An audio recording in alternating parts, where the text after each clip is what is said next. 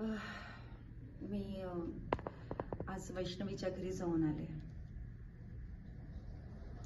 गेल्यानंतर एकदम निशब्द आहे, काय बोलायचं कळत नाहीये. पण गेल्यानंतर एवढं सांगेन, आईला भेटल्यानंतर, बाबांना भेटल्यानंतर, वैष्णवीच्या बाळाला भेटल्यानंतर एक मनात एक चलबिचलता आली आहे की काय कळेना की कशा पद्धतीने एक्सप्रेस हो.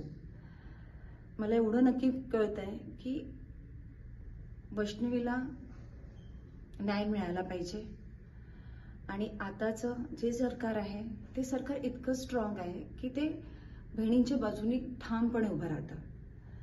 त्यामुळे मी स्वतःहून खात्रीने सांगते की ह्याच्या पुढे वैष्णवी सारखे कुठल्याही स्त्रीला आत्महत्या करण्याची वेळ येणार नाही आणि आली पण नाही पाहिजे.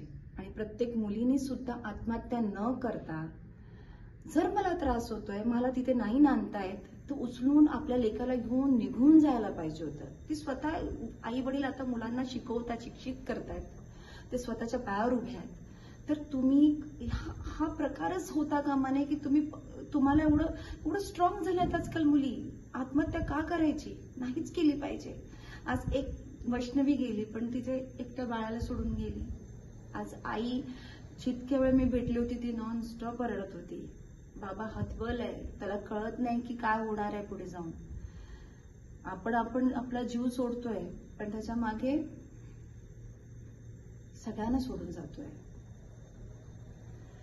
त्यामुळे नक्कीच वैष्णवीला न्याय मिळालाच पाहिजे आणि तो मिळणार.